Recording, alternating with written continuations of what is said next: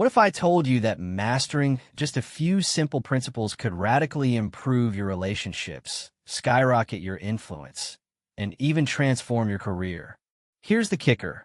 These principles were first shared in 1936, and they're still changing lives today.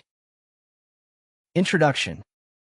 Welcome to How to Win Friends and Influence People, the timeless classic by Dale Carnegie, revised and updated by Dr. Arthur R. Pell. This book isn't just about making small talk or getting people to like you. It's a masterclass in the psychology of human connection. Carnegie believed that our success in life, both professionally and personally, hinges on our ability to get along with others.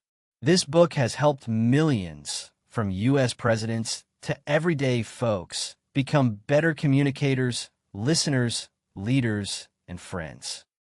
So, whether you're looking to network more effectively, diffuse conflicts at work, win over tough clients, or simply become more likable, this summary will give you the tools to do just that. Let's dive into the core principles Carnegie laid out, the real magic behind influence. Part 1. Fundamental techniques in handling people. 1. Don't criticize, condemn, or complain. Let's start with something radical. Stop criticizing people. Criticism makes people defensive. It bruises their pride and damages relationships. Even if you're right, the moment you criticize someone, you put them in fight or flight mode. Take Abraham Lincoln. Early in his career, he harshly criticized others, but after a near duel, he changed. As president, he rarely criticized anyone, even in moments of frustration. That emotional intelligence helped him unite a divided nation.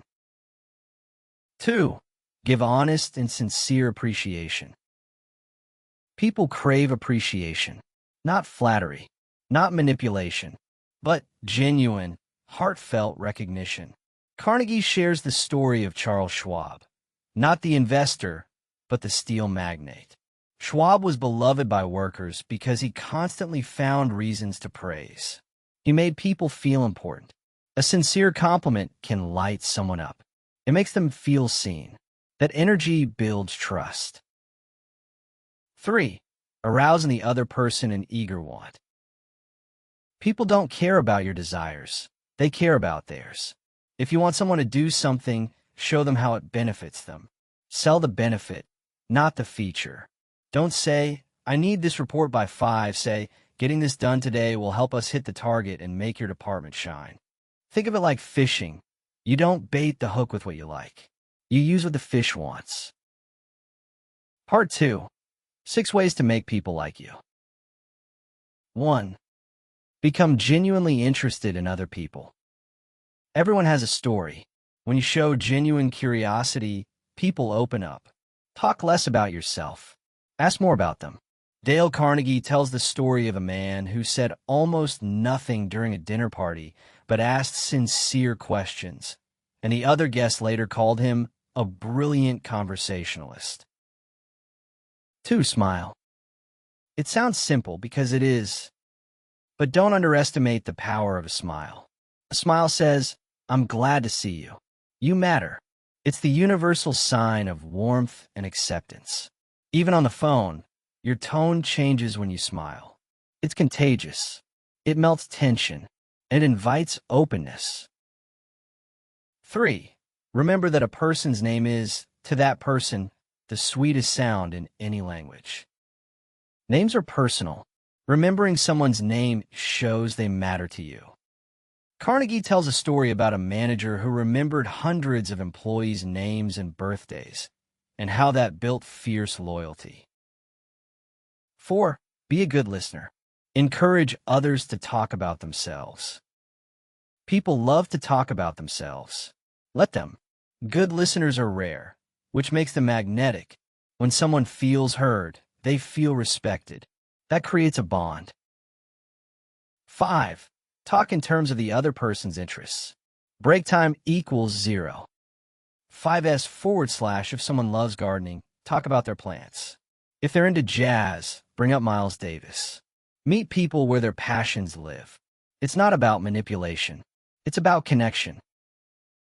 6. Make the other person feel important and do it sincerely. Everyone wants to feel like they matter. When you highlight someone's strengths or make them feel seen, they remember that feeling. But it has to be authentic, no fake praise. Part 3. How to win people to your way of thinking. 1. The only way to win an argument is to avoid it. Even if you win an argument, you often lose the person. Arguments turn people into opponents. Instead of arguing, find common ground, ask questions, and work toward mutual understanding. 2. Show respect for the other person's opinions. Never say, "You're wrong." Nobody likes being told they're wrong. Even if someone's opinion is flawed, saying "you're wrong" puts them on the defensive. Instead, say things like, "I see it differently," or "That's interesting. Have you considered this?" 3. If you're wrong, admit it quickly and emphatically. When you admit your mistakes, you disarm the other person. It builds trust and humility. People respect those who own up. 4. Begin in a friendly way. Aggression hardens. Warmth softens. Start conversations, even tough ones, with kindness. Whether you're negotiating or giving feedback, set a positive tone. 5. Get the other person saying yes, yes immediately. Carnegie calls this the Socratic method. Start with questions they'll agree with, and build momentum toward agreement. This softens resistance and opens the mind. 6. Let the other person do a great deal of the talking. You don't need to dominate the conversation. Let them speak their mind. This gives them a sense of ownership, especially in problem solving. 7. Let the other person feel that the idea is theirs. People support what they help create. Instead of imposing your ideas, guide them subtly and let them feel ownership. This is powerful in leadership and parenting. 8. Try honestly to see things from the other person's point of view. Empathy creates connection. Put yourself in their shoes. Ask yourself, why might they feel this way? That understanding can transform conflicts into cooperation. Part 4. Be a leader. How to change people without giving offense or arousing resentment. 1. Begin with praise and honest appreciation. Start correction with encouragement. It's the sandwich method. Praise, suggestion, praise. This makes people more receptive and less defensive. 2. Call attention to people's mistakes indirectly. Instead of saying, "You did this wrong," try, "I noticed something we could improve." It's a subtle shift, but it makes all the difference. 3. Talk about your own mistakes before criticizing the other person. This builds relatability. It shows you're human too. Before pointing out someone's error, share a time you made a similar one. This opens hearts. 4. Ask questions instead of giving direct orders. Rather than saying, "Do this," ask, "Could we try it this way?" People are more likely to follow when they feel consulted, not commanded. 5. Let the other person save face. Public humiliation destroys morale. Always preserve dignity, especially when correcting someone. 6. Praise the slightest improvement and praise every improvement. Catch people doing something right, even a small win. Positive reinforcement builds momentum and confidence. 7. Give the other person a fine reputation to live up to. People tend to rise to the expectations set for them. Tell someone they're reliable, and they'll try to be.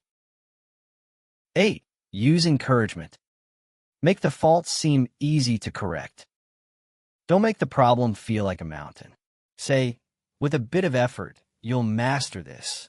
That makes people feel capable, not crushed. 9. Make the other person happy about doing what you suggest.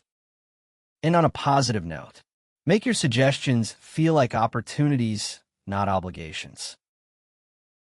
Conclusion. How to Win Friends and Influence People isn't a book about manipulation. It's about understanding human nature and using that understanding to build better relationships. These principles might seem simple, even obvious, but the real power lies in applying them consistently. In a world full of noise and ego, kindness, humility, and empathy are rare, and that makes them powerful. So here's your challenge. Start with just one idea from this summary. Try it out today. Smile more. Ask about someone's weekend. Pray sincerely. Watch what happens. Want more insights like this? Subscribe to AudioBookCAPS, where we bring life-changing books to life. Let us know in the comments. Which principle are you going to try first? And remember, influence starts with connection.